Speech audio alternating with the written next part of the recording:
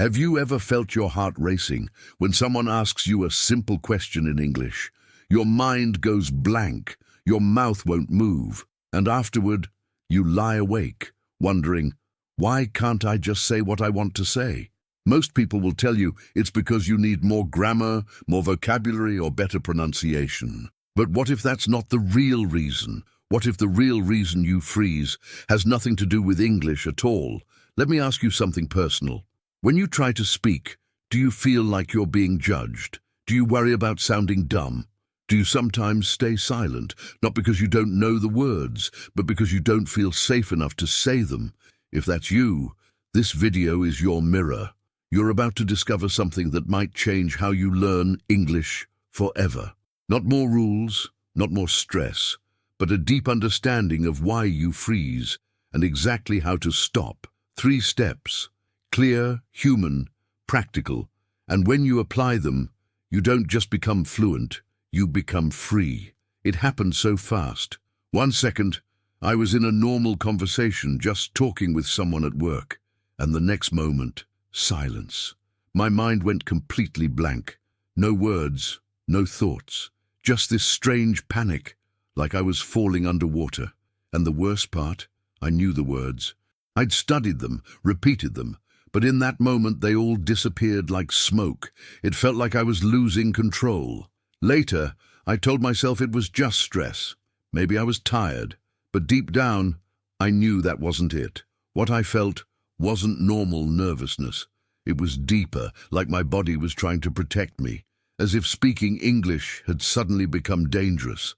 I now understand it was survival mode, not a grammar issue, not a vocabulary issue. It was my brain whispering, "You're not safe." And that changed everything. That one moment filled me with so much shame. I left that conversation smiling on the outside, but inside I felt like a failure. I kept replaying it in my head, thinking, why did I freeze like that? But the more I judged myself, the more stuck I felt.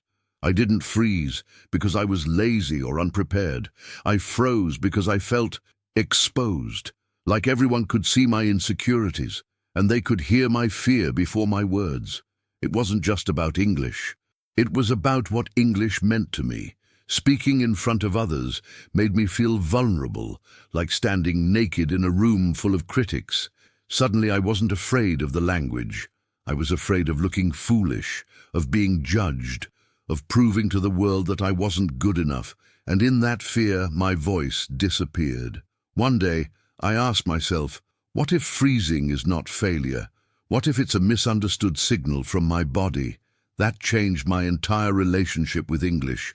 I stopped attacking myself. I started listening. Instead of pushing harder, I began breathing before I spoke. 10 slow seconds, no pressure, just breath. It's amazing how silence can calm the chaos in your mind. If you've ever frozen mid-sentence, you're not broken. You're not stupid. You're not behind. Your brain is doing what it was designed to do, protect you. But protection isn't always helpful when you're trying to grow. Freezing doesn't mean you're weak. It means your nervous system is sensitive, and that's not a flaw. It's an invitation to slow down and respond with care. Here's something simple you can do today. Before your next English sentence, pause, breathe. Remind yourself, my brain is trying to protect me. Say it out loud. Name it. That awareness takes you out of fear and into power. And from that place, even one small word becomes a victory. Not perfection, just progress. But of course, if you really want to keep freezing forever, there's a certain set of habits that will guarantee it. If your goal is to freeze in every English conversation, here's what you should definitely do. Try to sound perfect all the time. Yup, that'll do it. Every word must be correct, every sentence must impress. And if you make a mistake, panic, criticize yourself, think, why am I so bad at this? It's the perfect way to keep your brain locked in fear. Want real advice? Speak the simplest sentence you can, and let it be enough. Here's another great way to guarantee freezing. Think in your native language first. Try to translate every sentence in your head before opening your mouth. It'll make your brain work twice as hard, and freeze twice as fast. Trust me, it's efficient. Instead, try this. Look at something around you, a pen, a chair, the sky, and describe it only in English, even if it sounds basic. This pen is blue. That's it. That's practice. Still not frozen enough? Good news.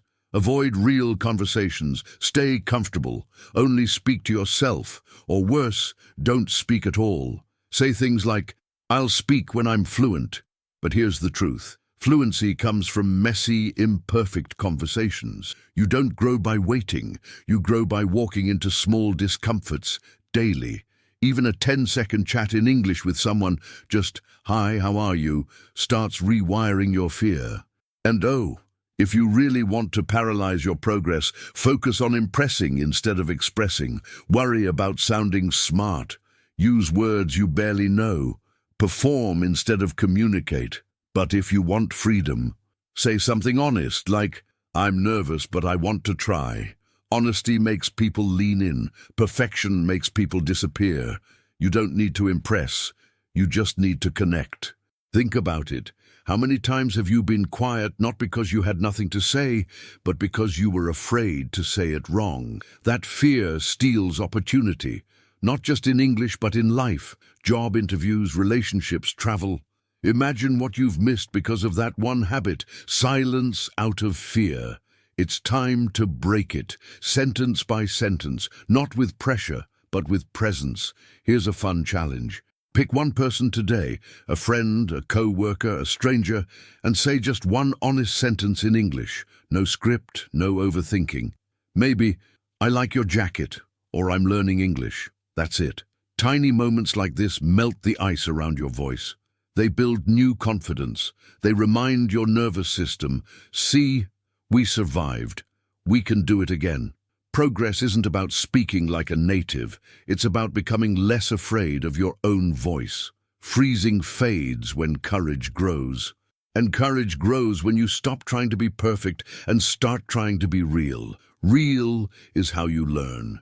Real is how you connect. Real is how you heal the relationship between your voice and your fear. And sometimes all it takes is watching someone else go through it. Let me tell you about a girl who used to freeze every single time someone spoke to her in English, until one small habit changed everything. She was the kind of girl who always had something to say in her head, but when someone said "hi" in English, everything vanished. Her name was Hannah. She was 24, kind, curious, and full of ideas. But the moment she had to speak in English, her brain turned into a blank page. People thought she was shy. Some even thought she didn't understand. But the truth was deeper. She was overwhelmed by fear. Every day, Hannah walked through her office feeling invisible. She had good ideas in meetings. She wanted to ask questions, but when the time came, nothing came out. She hated the silence. She hated how her hands got cold. It wasn't about grammar. It was emotional overload. Her nervous system couldn't keep up with the pressure. She didn't need new words. She needed a new relationship with her fear. Then something changed. One evening, she watched a video about brain wiring and language learning. It said, "Don't aim for perfect answers. Train yourself to respond instantly, even if it's simple." That hit her. So the next day, she tried something new. When a co-worker asked, "How was your weekend?" she didn't wait. She just said, "Good, I rest at home." Not perfect, but it was instant. That small shift broke the translation barrier. Instead of thinking in her native language first, she trained her brain to move with English, fast, simple replies. Every morning she practiced 5 short phrases in front of the mirror. "I'm learning. It's okay. Nice to meet you." The goal wasn't fluency, it was flow. And soon, something magical happened. She didn't freeze as much. Her sentences became natural, not memorized, not robotic, just real. She began to respond like water, not blocked, not forced. When someone asked a question, she didn't panic. She allowed herself to be in the moment. Her English became less like a performance and more like a conversation. She wasn't trying to pass the test. She was just being herself in another language. One day, something incredible happened. A tourist entered the bookstore where she worked. He asked for a book recommendation, and without overthinking, Hannah replied smoothly, "If you like history, this one is good. It's simple and interesting. No freezing, no panic, just presence." That moment felt like flying. Not because it was perfect, but because it was hers. Later that night, Hannah recorded herself speaking for the first time. 10 seconds, just her thoughts, out loud. She listened. She smiled. "That's me," she whispered. "That's my voice." From that moment on, she made it a habit. One voice message per day. No script, just expression. That became her daily ritual of freedom. And slowly, her story reminds us of something important. When we stop chasing perfect, we begin discovering power. But what if freezing has nothing to do with language and everything to do with identity? Let's get honest. Your brain isn't scared of English. It's scared of what English exposes. When you speak in your native language, you feel safe. You sound smart, funny, capable. But when you speak English, you feel like a beginner. And your brain hates that drop in confidence. That's not about words. It's about identity. Your brain senses a threat. What if they see the real me and reject me? This threat activates the amygdala, the fear center of your brain. And once that part lights up, it hijacks your speech. That's why your mind goes blank, why your heart races. Your brain doesn't know it's just a casual conversation. It thinks you're in danger, emotional danger, social exposure. And to protect you, it shuts everything down. You're not bad at English. You're overloaded by fear of judgment.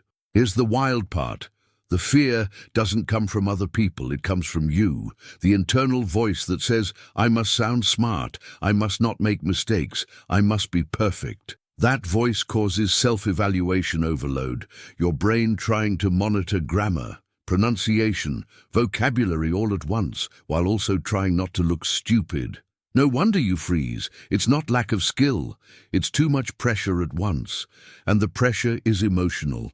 Every time you say something in English, it's like standing in front of a mirror, one that reflects your insecurities. Do I sound childish?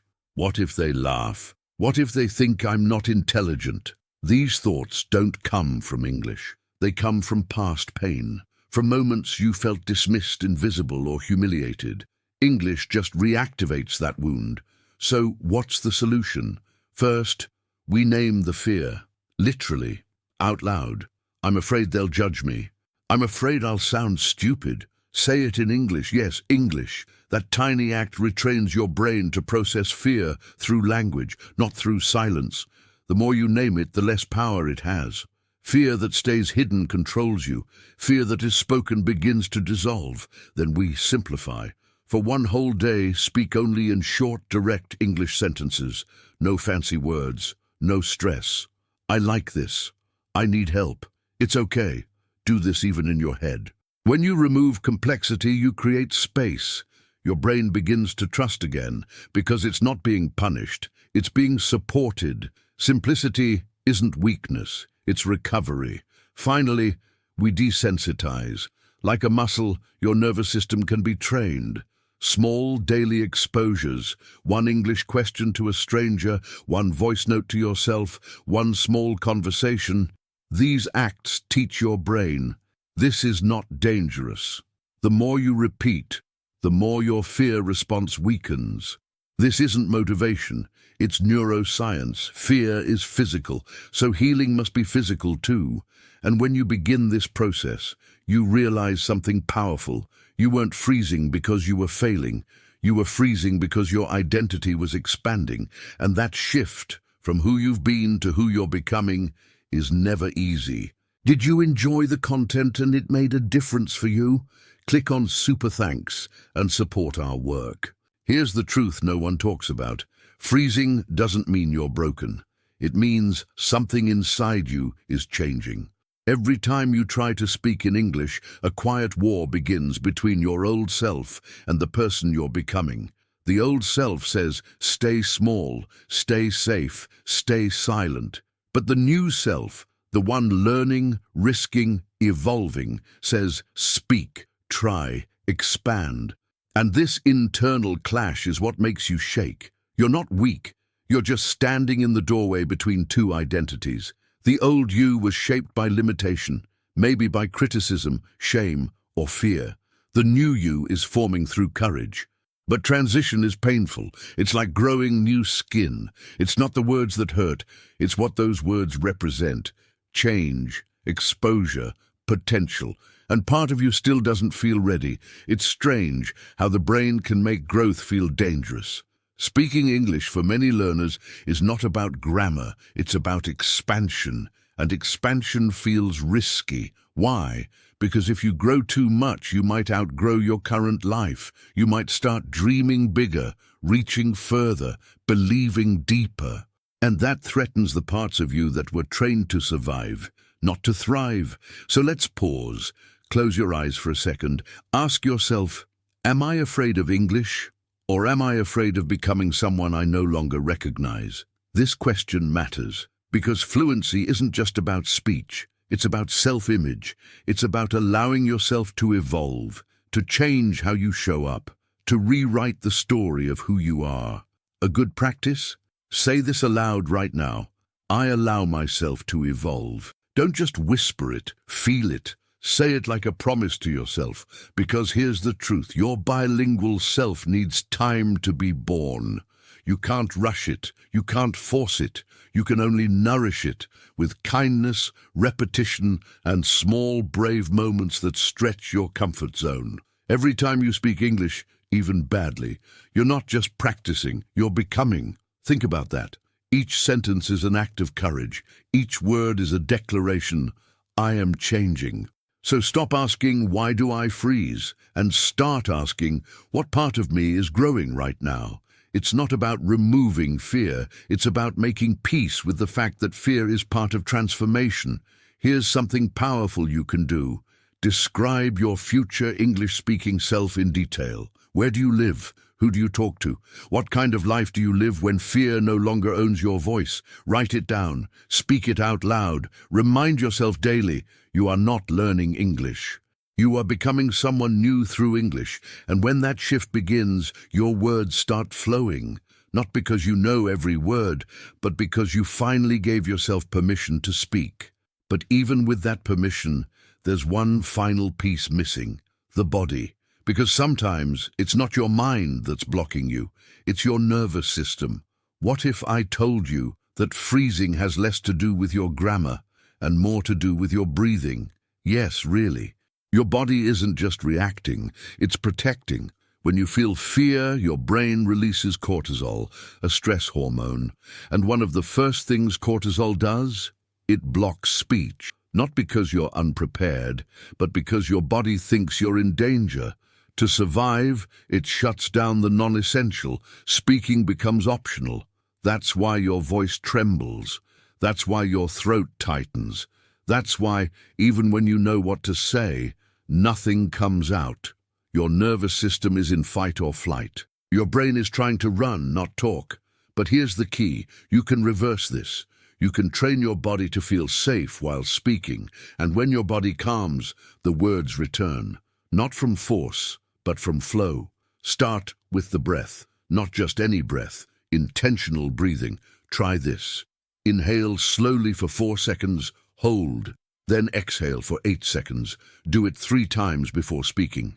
It tells your nervous system, I'm not in danger. The moment you calm your body, your brain begins to cooperate. Fluency lives in calm rhythm, not in pressure. Your voice is not lost, it's just waiting for safety. Another powerful tool, shadowing. Not just listening, moving with the words. Choose a simple English video. Play 30 seconds. Repeat every line out loud with the speaker. Match their tone, their rhythm.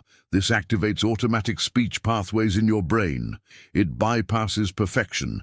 It rewires flow. Suddenly, speaking English starts to feel more like singing, like music, like movement. Here's the truth. Your brain can't multitask fear and fluency. The more fear takes over, the more fluency shuts down. It's called working memory overload. Think of it like having too many tabs open on your computer.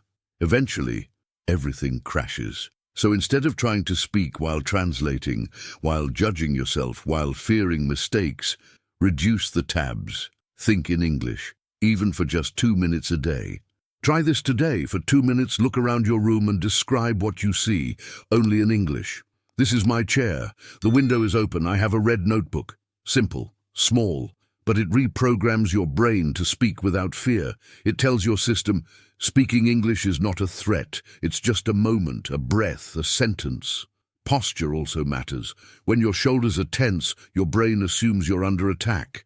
So loosen them, drop them, sit or stand like someone who feels safe. Your body teaches your brain how to feel, and your brain teaches your mouth how to move. Fluency isn't just mental, it's physical, it's emotional, it's embodied.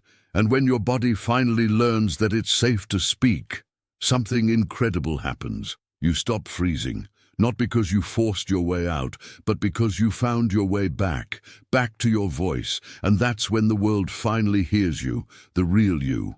But what happens when people start hearing not just your words, but your personality? It's one of the most beautiful things to witness. The moment someone speaks without fear, and you finally hear who they really are. Their tone changes, their energy softens. There's a sparkle in their voice, not because they're using big words, but because they're no longer hiding. When you stop freezing, you stop performing, and you start connecting. That's when people begin to feel you. You've seen it before. Someone speaks slowly, intentionally, with presence, and suddenly the whole room listens. It's not their accent, it's not their grammar, it's their calmness. When your brain isn't panicking, your voice gets warmer. Your words have rhythm. You're not trying to survive the conversation anymore. You're participating in it. You're finally present. And presence is magnetic. There's also a beautiful surprise. Your response time gets faster. You don't need to search for the right word. Your brain stops translating. You stop thinking, what's the English for that? And start thinking in English. This switch doesn't happen by accident. It happens through repetition, relaxation, and trust. Trust in yourself, trust in your message, trust that what you say matters, even if it's not perfect. You'll notice people respond to you differently. They smile more, they lean in, they listen. Not because your grammar is flawless, but because your energy is real. You're not hiding behind apologies. You're not rushing to finish the sentence. You're simply there, open, expressive, alive. Confidence isn't volume. It's honesty without fear. And that's what people truly feel. Try this. Have one short conversation in English today, but with one rule. You're not allowed to try to impress. You're only allowed to enjoy it.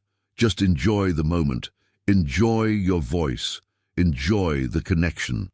Maybe it's with a friend, a coworker, or a stranger. It doesn't matter.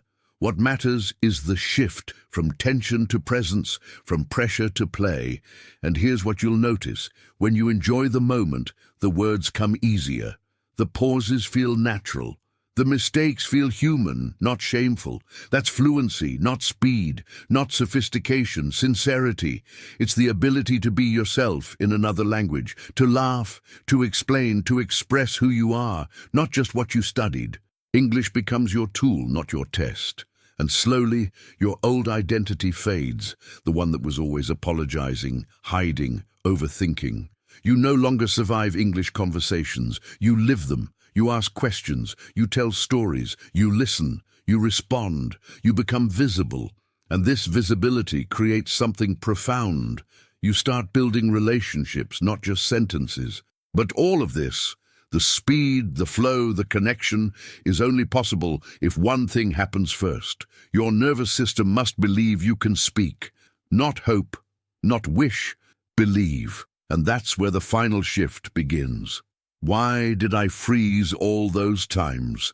She whispered to herself, staring at the ceiling one late night. Why couldn't I speak, even when I knew the words? The answer didn't come from a book. It came from a quiet realization deep inside her chest. Because my fear spoke louder than my voice. And in that moment, something clicked. She didn't need to be smarter. She didn't need to study harder. She needed to feel safe enough to speak. What changed me? She asked herself again. And she saw it. 1,000 tiny moments. Saying hello instead of staying silent. Asking one question at the market. recording one honest voice note. None of it was perfect, but it was consistent. It wasn't motivation, it was momentum. Small courage repeated daily.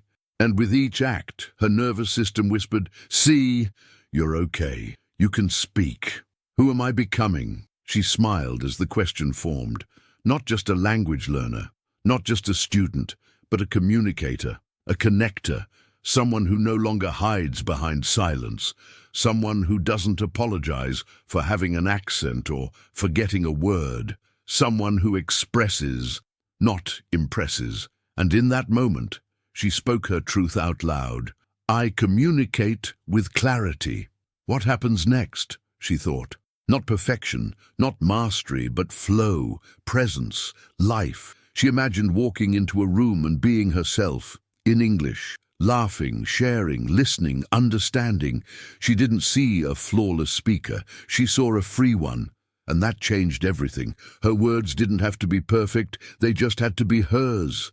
Here's a practice you can start tonight, a 60-second voice journal.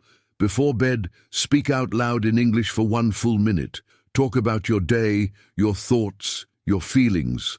No script, no pressure, just voice. This trains your brain to associate English with safety, not fear. It becomes a habit of self-acceptance. A space where your nervous system learns, we speak now, it's okay. You've been told for years that you need better grammar, more vocabulary, advanced listening skills, but maybe what you really needed was permission. Permission to speak as you are, permission to grow slowly, permission to express imperfectly. And now you don't have to wait for someone to give it to you. You can give it to yourself. Say it now, one last time. My voice is louder now. Let it land, let it echo inside you, because when your nervous system finally believes it, your English begins to feel like a second skin, comfortable, honest, alive. You stop freezing, you stop shrinking, you start speaking, and not just speaking, but being. Because fluency isn't just about words, it's about reclaiming your voice from fear. And when that happens, the real journey begins. Let's be honest, you didn't watch this video just to improve your English. You came here because you're tired of holding your voice inside. You're tired of watching life move forward while fear keeps you silent. So now I ask you, what if you stopped chasing perfect English and started building emotional safety in every sentence? What if speaking became less about impressing and more about expressing who you are? Because the truth is, you don't need to sound like a native. You need to feel like yourself in English. And that starts with small daily moments. One breath, one sentence, one honest attempt. Tell me in the comments, when was the last time you froze in English? And what's one tiny step you'll take today to face that fear differently? This channel isn't just about English. It's about becoming someone new through English. And if that journey matters to you, then stay close. Subscribe to the channel, like the video, leave your story in the comments, and turn on notifications, because every week you'll receive not just lessons, but the emotional tools to transform your fear into freedom. Your voice is waiting. Let's bring it back together.